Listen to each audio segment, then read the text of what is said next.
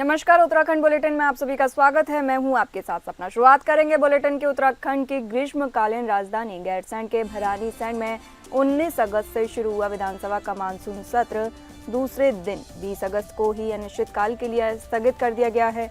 विधानसभा monsoon सत्र का दूसरा दिन भी पहले की तरह ही हंगामेदार रहा। विपक्ष अपनी मांगों पर अड़ा रहा। इसी बीच सरकार की ओर से 9 विधेयक और 5,315.89 करोड़ का अनुपूरक बजट पास करवा लिया गया। पहले दिन सदन की कार्यवाही स्थगित होने के बाद से जारी विपक्षी विधायकों का धरना रात भी चला। सरकार की लाख कोशिशों के बावजूद भी विपक्ष नहीं माना है। सरकार से विपक्षी 3 मांगे कर रहा है। एक, जिला अधिकारी नैनीताल का तबादला, दूसरी एसएसपी का निलंबन, तीसरी कांग्रेस नेताओं पर से मुकदमा वापसी।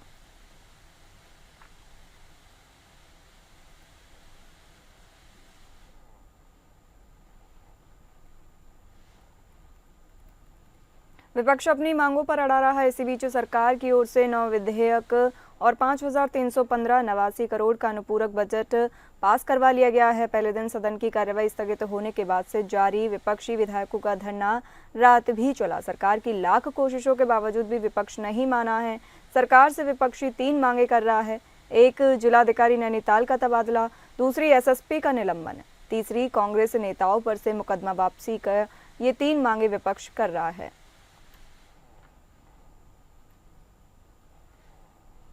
ज्यादा जानकारी के लिए हमारे सहयोगी सतीश कोठारी हमारे साथ जुड़े हुए हैं। आपसे जानेंगे, उत्तराखंड विधानसभा का मानसून सत्र दूसरे दिन ही स्थगित कर दिया गया। ये सत्र हंगामे की भेंट चढ़ गया। इस सत्र में सरकार कोई जरूरी विधेयक पास कराने में कामयाब हुआ क्या? देखिए, मैं बात करूं तो ये सत्र जो है हंगामे की भेंट चढ़ा और इन्होंने सिर्फ जो है कुछ भी कोई मुद्दा नहीं उठा, कुछ नहीं किया गया। सिर्फ एक जो है बजट जो है पारित किया गया और जिसमें जो है एक महिला उसके लिए कहते हैं कि सॉरी मदरसा बोर्ड को लेकर बात की गई और जो है उत्तरकाशी को लेकर कोई बात नहीं हुई। और सबसे बड़ी बात ये रही कि विपक्ष ने भी वहां पे धरना दिया, रात भर सोए रहे और उसमें जो है इसके चलते जो है सरकार लगातार आरोप लगा रही है कि जो है सदन जो है विपक्ष ने नहीं दिया। अब ये देखना ये है कि सरकार ने नहीं चलाया या वो विपक्ष कह रहा है कि सरकार चलाना नहीं चाहती थी और सरकार कह रही है कि चलाई कहां से, ये हंगामे कर रहे थे। लेकिन सबसे बड़ा नुकसान तो प्रदेश की जनता का है। प्रदेश की जनता गाड़ी कमाई का पैसा जो है जो ये गया है तो उसमें तो बड़े दुख वाली बात है कि कम से कम यहाँ से गैरसैंण गए, इतना अमला गया, सभी हेलीकॉप्टर गए, खर्चा हुआ करोड़ों का, लेकिन ये नहीं देखा गया ना विपक्ष से भी और न सरकार से कि इतना खर्चा होने के बाद जो है जो 4 दिन का सत्र होना था वो 1.5 दिन में निपटाया गया। तो ये सबसे बड़ी बात है। जी, कांग्रेस लगातार सदन में हंगामा करती रही। सरकार ने आखिर विपक्ष की मांग क्यों नहीं मानी? देखिए, आज तक ये कभी हुआ नहीं कि विपक्ष की मांग, क्योंकि सरकार जिस मुद्दे पे वो विपक्ष जिस मुद्दे पे वहां पे वो डिबेट करना चाह रहा था, एक दराली आपदा पे और एक पंचायत चुनाव पे, तो दराली आपदा पे वो डिबेट हुई वहां और ना जो है सत्र में बहस हुई और ना पंचायत चुनाव पे। तो इसी को लेकर जो है लगातार यही मुद्दा गरमाया रहा और आखिर में जो है सरकार को सदन को 1.5 दिन के अंदर स्थगित करना पड़ा। जी, बहुत शुक्रिया सतीश। आपसे और भी जानकारी आगे लेंगे, तब तक आप बने रहिए हमारे साथ। उत्तराखंड की ग्रीष्मकालीन राजधानी गैरसैंण के भराड़ीसैंण में 19 अगस्त से शुरू हुआ विधानसभा का मानसून सत्र दूसरे दिन 20 अगस्त को ही अनिश्चितकालीन के लिए स्थगित कर दिया गया। विधानसभा मानसून सत्र का दूसरा दिन भी पहले दिन की तरह हंगामेदार रहा। विपक्ष अपनी मांगों पर अड़ा रहा। इसी बीच सरकार की ओर से 9 विधेयक और 5,315.89 करोड़ का अनुपूरक बजट पास करवा लिया गया है। सदन स्थगित को लेकर हमारे संवाददाता ने संसदीय कार्य मंत्री सुबोध उनियाल से बातचीत की है। आप भी सुनिए। आज अनिश्चितकाल के लिए है जो समाप्त हो गया। हमारे साथ मंत्री जी हैं, उन्हीं से जानते हैं, संसदीय कार्य मंत्री हैं कि सर 2 दिन सदन चला, दोनों दिन हंगामेदार सदन रहा, विधेयक भी पास हो गए। आप इन सब चीज़ों को आप किस तरह से देख रहे हैं? हंगामेदार भी होता तो अच्छा लगता। ये तो व्यवधान करने वाला था। जब पहले दिन 18 तारीख को हम लोगों ने कार्य मंत्रणा की तो कार्य मंत्रणा में 19 तारीख का बिजनेस हम तय कर रहे थे, तो नेता प्रतिपक्ष के आग्रह पर 2 दिन का हम लोगों ने बिजनेस तय किया। मुझे थोड़ा थोड़ा डाउट तो हुआ कि आखिर 2 दिन का बिजनेस क्यों तय कर रहे हैं जबकि 1 दिन का आज होना चाहिए था, क्योंकि उसमें हमारा संशोधन ये था जो हमने इनको अनंतिम दिया था। अनंतिम में ये था कि 20 तारीख को सबको सप्लीमेंट्री बजट प्रस्तुत करना था और 21 को चर्चा के बाद उसको 22 को पास हुआ था, तो हमने उसको बदला। और क्योंकि ये संभावना थी कि 21-22 को बहुत ज़्यादा संभावना है मौसम खराब होने की, तो हमने कम से कम विधायी कार्य हो जाए, 2 दिन गैर सरकारी कामों पर हम काम चला लेंगे। लेकिन ये नहीं मालूम था कि ये इनकी मंशा कुछ और थी। जिस तरह 19 को सदन शुरू होने के बाद ही एक ऐसे मामले को उठाया जो माननीय उच्च न्यायालय में चल रहा, और विधानसभा की नियमावली बहुत स्पष्ट कहती है कि जो मामला किसी न्यायालय में विचाराधीन हो उस पर सदन पर चर्चा नहीं की जा सकती। तो कहीं ये सदन की इन्होंने तमाम मर्यादाओं को तार-तार किया। फिर उसके बाद फिर आज सुबह इनके हाँ, हमारी बात करने के बाद मुख्यमंत्री जी ने इनसे 15 मिनट बात की, बड़ी सौहार्द उसमें बातें भी, लेकिन सबको दरकिनार करके जो उन्होंने किया। फिर उसके बाद इन्होंने अध्यक्ष जी को कहा था कि आज हम सदन चलने देंगे, और आज सदन में उनका व्यवहार आपने नहीं पूरे प्रदेश ने भी देखा। नहीं, उनका कहना है कि हमने तो एक ही मांग कर रखी है, उस मांग को भी सरकार मान नहीं रही। देखिए, आप सारे उठा के देख लीजिए सदन, हर सदन में कानून व्यवस्था पर इनका सवाल आता है, सरकार जवाब देती है। इस बार एक ऐसी घटना को लेकर जो माननीय न्यायालय में विचाराधीन है, इनको बता दिया गया कि माननीय न्यायालय में विचाराधीन अगर कोई प्रकरण होता है तो उस पर सदन में चर्चा नहीं हो सकती। लेकिन जानबूझ कर करने का मतलब ये था कि ये सदन चलाने में कतई इंटरेस्ट। भरानी सैन विधानसभा में आयोजित मानसून सत्र स्थगित कर दिया गया। वहीं दूसरा दिन भी हंगामेदार रहा, जहां एक तरफ विपक्ष नैनीताल में हुए प्रकरण के बाद लगातार कानून व्यवस्था को लेकर चर्चा करने की मांग सदन में उठाता रहा। नेता प्रतिपक्ष यशपाल आर्य से खास बातचीत की हमारे संवाददाता ने, आप भी देखिए। यशपाल आर्य जी हमारे साथ मौजूद हैं। सर, क्या कुछ सदन के भीतर हो रहा है, क्योंकि लगातार स्थगन जो है लगातार सदन का चल रहा है, क्या कहना चाहिए? देखिए, हंगामा करना हमारा मकसद नहीं है, हम सार्थक चर्चा चाहते हैं। देखिए, कानून व्यवस्था पूरी तरह चरमरा चुकी है, ध्वस्त हो चुकी है। प्रदेश में जंगल राज है, माफियाओं का, अपराधियों का और अधिकारियों का एक गठजोड़ बन चुका है। अपराधी बेखौफ हैं, माफियाओं पर किसी का अंकुश नहीं है। सरकार के संरक्षण में माफिया और अपराधी खुलेआम घूम रहे हैं, अपराध कर रहे हैं। अपराधों में लगातार बढ़ोतरी हो रही है, लगातार हत्याएं हो रही हैं, बलात्कार हो रहे हैं, डकैतियाँ, चोरी, राहजनी, और सरकार ने आंखें मूंद रखी हैं। पंचायती चुनाव में जो खेल हुआ है, जिससे पुलिस प्रशासन ने अपराधियों के साथ मिलकर वोटों में डकैती डाली है, वोटों की चोरी की है, और हमारे सदस्यों को, चाहे वो क्षेत्र पंचायत के सदस्य हों, चाहे वो जिला पंचायत के सदस्य हों, जो प्रमुख के उम्मीदवार हों, जिला पंचायत अध्यक्ष के उम्मीदवार हों, उनके खिलाफ फर्जी मामले एफआईआर दर्ज की गई है। और सरकार ने जिस तरह से दिन दहाड़े अपहरण किया है, पुलिस प्रशासन मूक दर्शक बना रहा। गैरसैंण विधानसभा सत्र अनिश्चितकालीन के लिए स्थगित होने के बाद सदन में ही रात बिताने के मामले पर सीएम धामी विपक्ष के नेताओं की चुटकी लेते हुए नजर आए। चूंकि पक्ष और विपक्ष दोनों ही एक दूसरे पर सत्र की अवधि मात्र 1.5 दिन चलाने पर आरोप लगाते हुए नजर आ रहे थे, तो सीएम धामी ने विपक्ष के नेताओं पर टिप्पणी कर डाली कि यदि नेता सदन में ही सो जाएंगे तो आखिर उन्हें जगाया कैसे जाएगा।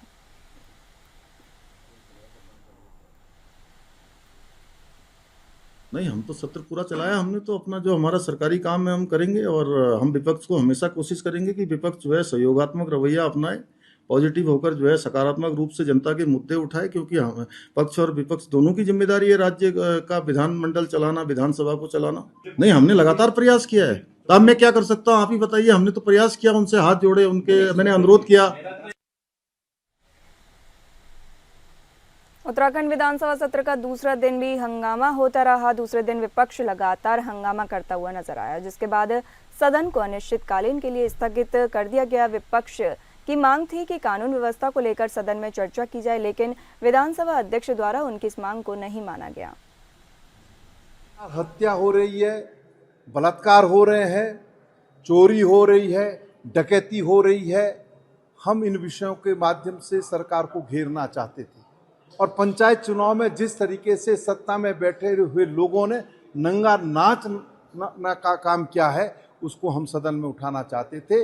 नेता प्रतिपक्ष पर और विधायकों पर जिस तरीके से पुलिस के संरक्षण में भारतीय जनता पार्टी के असामाजिक तत्वों ने प्रहार करने का काम किया, इसका संज्ञान जो है हाईकोर्ट ने लिया। और हम ये समझ रहे थे कि क्योंकि विधानसभा अध्यक्ष हमारी संरक्षक है, निश्चित रूप से जो है उसका संज्ञान लेगी, लेकिन उन्होंने संज्ञान नहीं लिया। तो ये बहुत गंभीर विषय है। हम चाहते थे कि 310 पे इस पर चर्चा हो, लेकिन चर्चा नहीं हुई। भराड़ी साइड में सदन चल रहा है और सदन लगातार हंगामेदार है। विपक्ष लगातार हंगामा कर रहा है, लेकिन अभी तक विपक्षी हंगामा कर रहा था, पर अब आपको दिखाते हैं कि जो पक्ष के जितने विधायक हैं वो अपने हाथों में एक पत्ता जो है वो लेकर घूम रहे हैं। आप देखेंगे सदन को साफ उसमें लिखा है, विपक्ष अवैध मदरसों को बंद क्यों नहीं करने देना चाहती है। यानी कि वो सवाल कर रहे हैं, विपक्ष से ही सवाल कर रहे हैं, क्योंकि जिस तरह से विपक्ष जो है वो नहीं चलाने दे रही है सदन को, लगातार जिस तरह से हंगामा कर रहे हैं, तो उनका सीधा जो है सवाल है। देख सकते हैं कि इस तरह के नजारे बहुत कम देखने के लिए मिलते हैं। विधायक हमारे साथ और भी हैं, उनसे बात करते हैं। आप लोग पक्ष के विधायक होकर ही जो है विपक्ष से सवाल कर रहे हैं, क्या वजह है आपको लगे? देखिए कितनी बड़ी विडंबना है, आज पूरा उत्तराखंड जो है आपदा से ग्रस्त है। ऐसे महत्वपूर्ण विषय पर चर्चा होनी थी और विपक्ष जो है सदन को चलने नहीं देता है, तो बहुत दुर्भाग्यपूर्ण है। कल भी विपक्ष ने नहीं चलने दिया और आज भी नहीं चलने दिया, तो आखिरी हमारे ये जनता के साथ ये कांग्रेस के नेता अन्याय क्यों कर रहे हैं, ये समझ में नहीं आता। अलग अलग यहाँ पर विधायक हैं, सारे के सारे जो भाजपा के विधायक हैं लगभग वो मौजूद हैं और वो सदन की परिक्रमा कर रहे हैं। सदन की परिक्रमा करते करते सवाल एक ही है कि आप लोग क्यों सदन को नहीं चलने दे रहे हैं, क्योंकि महत्वपूर्ण सदन है। कई सारे हमें यहाँ पर हमें चर्चा करनी थी, चाहे हम आपदा की बात करें या फिर अन्य विषयों की बात करें, हमें चर्चा करनी थी और चर्चा हमें नहीं करने दिया जा रहा है। आप देख सकते हैं कि कई सारे यहाँ पर विधायक हैं और लगातार ये जो है यहाँ पर चल रहा है और दिखाई भी दे रहा है कि जितने भी यहाँ पर विधायक हैं वो जा रहे हैं सदन की परिक्रमा यहाँ पर करते हुए नजर आ रहे हैं और सवाल जो है वो विपक्ष से कर रहे हैं। भराड़ी साइड से योगेश सेमवाल, एपीएन न्यूज। विधानसभा के मानसून सत्र के दूसरे दिन सदन को अनिश्चितकालीन के लिए स्थगित कर दिया गया। वहीं विपक्ष लगातार हंगामा करता हुआ नजर आया। जहां विपक्ष सदन के अंदर हंगामा काट रहा था, तो वहीं कांग्रेस के नेता बाहर सड़कों पर उत्तराखंड सरकार का पुतला दहन कर रहे हैं। आपको बताते चलें कि देर रात तक विपक्ष के नेता सदन के अंदर ही धरना प्रदर्शन करते रहे। उनकी मांग है कि हाल ही में नैनीताल में हुई जिला पंचायत चुनाव में जिस तरीके से गोलीबारी हुई और प्रशासन के सामने गोलीबारी की गई, लेकिन उसके बावजूद भी किसी पर कोई कार्रवाई नहीं हुई। उनकी मांग है कि नैनीताल के जिलाधिकारी और एसएसपी को तत्काल प्रभाव से हटाया जाए, लेकिन सरकार विपक्ष की नहीं सुन रही है। उसी के चलते राजधानी देहरादून में भी महिला कांग्रेस के नेतृत्व में पुतला दहन किया गया है। महिला कांग्रेस की अध्यक्ष ज्योति रौतेला ने कहा कि जिस तरीके से सरकार आज अपने घमंड में चूर है और विपक्ष के नेताओं की भी नहीं सुन रही है, प्रदेश में हालात बद से बदतर हैं, चाहे वो आपदा को लेकर हो या कानून व्यवस्था को लेकर है। यदि सरकार जल्दी नहीं चेती तो कांग्रेस एक बड़ा आंदोलन करेगी।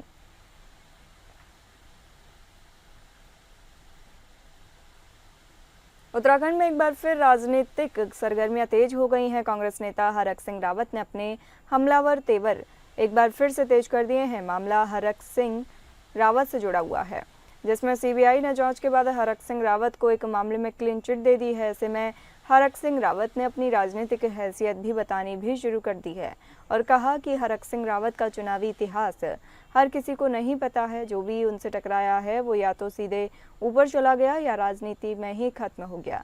ऐसे में भाजपा ने भी हरक सिंह रावत मामले में कोर्ट के निर्णय को सर्वोपरि करार दिया और कहा कि अगर हरक सिंह रावत ने कोई अपराध नहीं किया तो उन्हें डरने की जरूरत नहीं है। न्यायालय अपना काम करेगा और दूध का दूध, पानी का पानी हो जाएगा।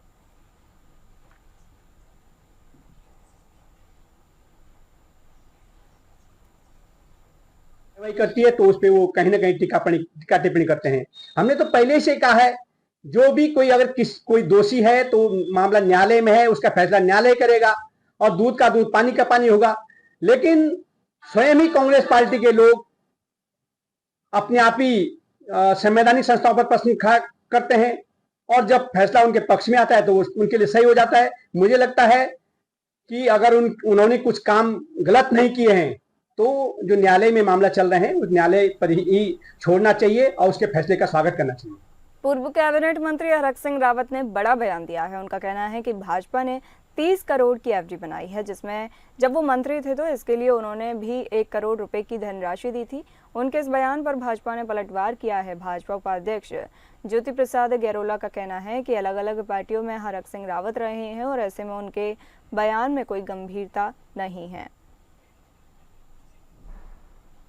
देखो, हरक सिंह जी बहुत अनुभवी व्यक्ति हैं, लेकिन जिस व्यक्ति का राजनीतिक जीवन ही सवालों के घेरे में रहा हो और आज भी सवालों के उत्तर जनता तलाश रही है, आज वो ईडी के सवालों के घेरे में, कल वो सीबीआई के सवालों के घेरे में थे, कभी वो किसी के सवालों के घेरे में रहते हैं, कभी वो जनता के सवालों के घेरे में रहते हैं। तो मुझे लगता है ऐसे व्यक्तियों को पहले अपने ऊपर उठे हुए सवालों का जवाब देना चाहिए, ताकि कोई नए सवाल खड़े करने चाहिए। उत्तराखंड में आए दिन खनन माफियाओं की गुंडागर्दी के मामले सामने आते रहते हैं। कई बार तो खनन माफियाओं की वजह से सरकार की छवि धूमिल हो जाती है। सिर्फ यही नहीं, बीजेपी के खुद के कई दिग्गज नेता अवैध खनन जैसे मुद्दों को उठा चुके हैं। लेकिन इस बार पूर्व कैबिनेट मंत्री हरक सिंह रावत ने खनन को लेकर जो बयान दिया है वो चौंकाने वाला है। कांग्रेस के नेता हरक सिंह रावत से ये सवाल किया गया कि बीजेपी सरकार ये दावा कर रही है कि खनन माफियाओं पर शिकंजा कसा जा रहा है और अवैध खनन पर रोक लगाई गई है, ये कितना सही है। तो इस सवाल पर हरक सिंह रावत ने एक बड़ा बयान दे दिया। उन्होंने कहा कि खनन ने बीजेपी के घर और भंडार भर दिए हैं। रावत ने कहा कि खनन घोटाला बहुत बड़ा घोटाला है और अगर आज ईडी खनन घोटाले की जांच कर ले तो उत्तराखंड में पूरी भाजपा सरकार जेल में होगी। आइए आपको सुनवाते हैं उन्होंने क्या कुछ कहा। नॉन फॉरेस्ट एक्टिविटीज हो सकती थी पाखरों में, उसके लिए उत्तराखंड सरकार ने कैंपा में 2 करोड़ रुपए जमा कर दिया था। ये तो जानबूझकर जो है इतने अच्छा प्रोजेक्ट को कोई लोग नहीं चाहते कि पाखरो टाइगर सफारी बने। वो हरक सिंह रावत के दुश्मन नहीं है, वो हरक सिंह उत्तराखंड के बेरोजगार नौजवानों के दुश्मन है, जिनको पाखरो टाइगर सब कोई जिप्सी चलाता, ड्राइवर को नौकरी मिलती, किसी जिप्सी मालिक जिप्सी खरीदता, कोई ढाबा खोलता, कोई परचून की दुकान खोलता, कोई रिसोर्ट बनाता, कोई मैनेजर होता रिसोर्ट में, कोई कुक होता उसमें।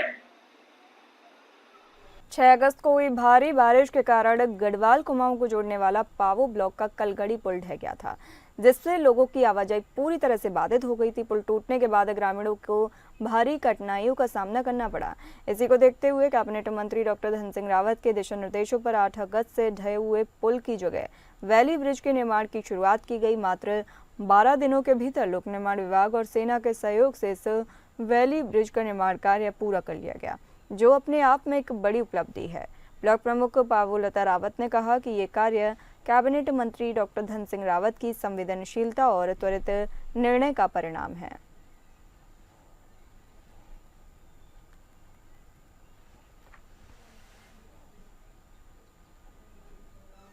कांग्रेस के वरिष्ठ नेता अरुण शुक्ला उर्फ किन्नू बाबा को धमकी मिलने से स्थानीय राजनीति में हलचल मच गई है। मिली जानकारी के अनुसार किन्नू बाबा को संदिग्ध फोन कॉल व संदेशों के जरिए धमकाया गया। इसके बाद उन्होंने तत्काल पुलिस चौकी पहुंचकर तहरीर दी और सुरक्षा की मांग की। हालांकि आरोप है कि अब तक पुलिस प्रशासन ने इस पर कोई ठोस कार्रवाई नहीं की है, जिससे कांग्रेस कार्यकर्ताओं और समर्थकों में आक्रोश बढ़ गया है। कांग्रेस नेताओं का कहना है कि पार्टी के वरिष्ठ नेता को धमकी मिलना लोकतंत्र और कानून व्यवस्था पर गंभीर सवाल खड़े करता है। का अननोन नंबर से मेरे पास फोन आया परसों, मैं अपने गौशाले में बैठा हुआ था और ना उस आदमी से मेरी कोई दोस्ती है ना कोई दुश्मनी है। और उसका फोन आया, उसने सीधे मुझसे पूछा तू किन्नू शुक्ला बोल रहा है? मैं कहा हाँ साहब बोल रहा हूँ। और उसने सीधे माँ बहन की गाली देनी चालू कर दी, मैं तुझे गोली मार दूंगा, तेरे परिवार को गोली मार दूंगा, ये कर दूंगा। फिर मैंने सच्चाई है कि फिर मैंने कौन हो, कहाँ से बोल रहा हो, क्या कर रहा हो, फिर मैंने जब बोलना चालू किया उसने फ़ोन बंद कर दिया। फिर मैंने FIR करी, मैंने थाने में प्रार्थना पत्र दिया, चौकी में प्रार्थना पत्र दिया। कल मैंने कोतवाल को फ़ोन लगाता रहा, परसों लगाता रहा, कल कप्तान साहब से मेरी फ़ोन से बात हुई। फिर मैं शाम को कप्तान साहब से मिलने गया, मिल के बात करी, लेकिन अभी तक उसके खिलाफ कोई कार्रवाई नहीं हुई। इस वजह से मैं यहाँ पे आज मुझे मजबूरन आज प्रेस करनी पड़ रही, क्योंकि लोकतंत्र का चौथा स्तंभ जो है एक प्रेस है। मैं प्रेस के माध्यम से ये बताने आया हूँ कि मेरे साथ ये अन्याय हुआ है और आज तक उसी पर कोई कार्रवाई नहीं हुई।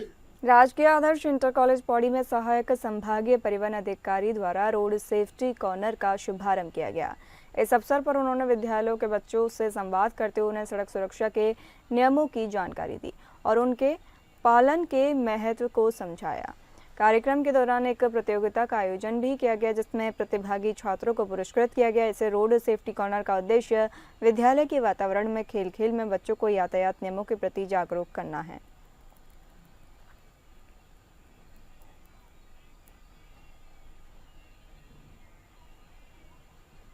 रुड़की के बंदा रोड निवासी शाहबाज नाम का एक युवक करीब 3 महीने पहले पिरान कलियर में नहाने के लिए गया था, जहां पर कुछ युवकों के द्वारा शाहबाज पर जानलेवा हमला किया गया था। इस हमले में शाहबाज गंभीर रूप से घायल हो गया था, जिसकी गंभीर हालत को देखते हुए हायर सेंटर रेफर किया गया। मामले की गंभीरता को देखते हुए कलियर पुलिस ने मामला दर्ज किया था। नौशाद का आरोप है कि वह 3 महीने से अपनी पत्नी के साथ पुलिस के चक्कर काट रहा है, लेकिन पुलिस आरोपी की गिरफ्तारी नहीं कर रही है, जिसके बाद आज नौशाद के द्वारा एसपी देहात से मिलकर अपने केस की जांच ट्रांसफर करने की मांग की गई है।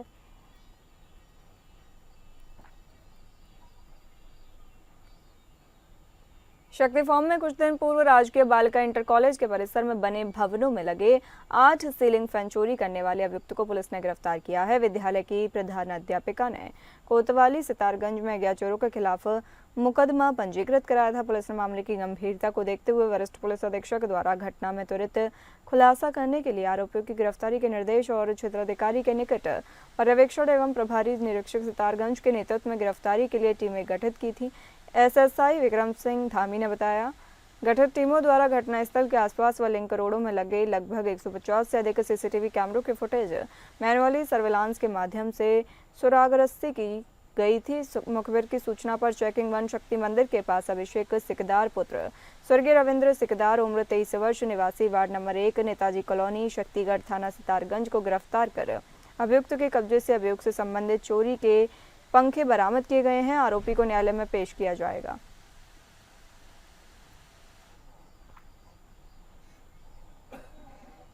शहरी विकास विभाग द्वारा भोपाल और इंदौर में आयोजित 4 दिवसीय एक्सपोजर विजिट कार्यक्रम के तहत रुद्रपुर नगर निगम के महापौर विकास शर्मा इन दिनों मध्य प्रदेश प्रवास पर हैं। कार्यक्रम के पहले दिन उन्होंने भोपाल की मेयर मालती राय से शिष्टाचार भेंट की। इस दौरान शहरी निकायों के बीच आपसी सहयोग, अनुभव साझा करने और स्वच्छता प्रबंधन के नवाचारों पर चर्चा हुई। मेयर राय ने उत्तराखंड से पहुंचे प्रतिनिधियों का स्वागत किया और स्वच्छ भोपाल स्वस्थ भोपाल थीम पर आधारित प्रेजेंटेशन का अवलोकन किया। इसमें भोपाल नगर निगम की स्वच्छता व्यवस्था, अपशिष्ट प्रबंधन, जन सहभागिता और सतत शहरी विकास से जुड़ी रणनीतियों की जानकारी दी गई। महापौर विकास शर्मा ने कहा कि भोपाल और इंदौर जैसे शहरों के सफल शहरी विकास मॉडल उत्तराखंड के निकायों के लिए प्रेरणा स्रोत है।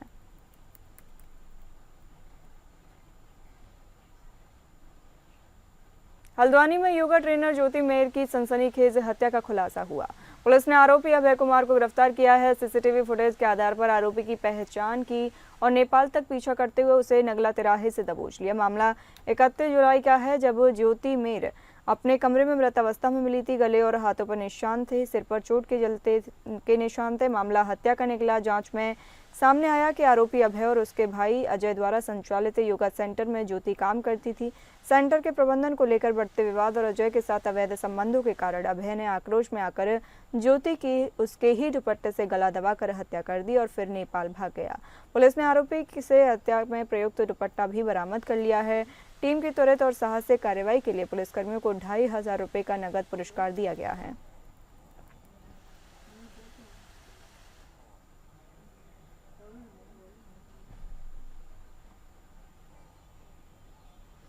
उधम सिंह नगर के रुद्रपुर में कांग्रेस नेताओं ने नशा विरोधी मुहिम को लेकर सरकार पर निशाना साधा। कांग्रेस नगर अध्यक्ष सीपी शर्मा, वरिष्ठ उपाध्यक्ष जिला कमेटी मोहनलाल खेड़ा और जिला पंचायत सदस्य पति सर्वेश कुमार सिंह ने कहा, रुद्रपुर रुद्र की नगरी है, जहां नशे का बढ़ता प्रचलन बेहद चिंताजनक है। नेताओं ने आरोप लगाया कि मुख्यमंत्री पुष्कर सिंह धामी ने राज्य से नशा समाप्त करने का संकल्प लिया था, लेकिन जमीनी हकीकत इसके विपरीत है। प्रदेश में नशा पहले से कई ज्यादा गुना बढ़ चुका है। युवा पीढ़ी इसकी गिरफ्त में तेजी से आ रही है। कांग्रेस नेताओं ने चेतावनी दी है कि यदि सरकार और कानून व्यवस्था इस पर ठोस कदम नहीं उठाते तो जल्द ही उग्र आंदोलन किया जाएगा।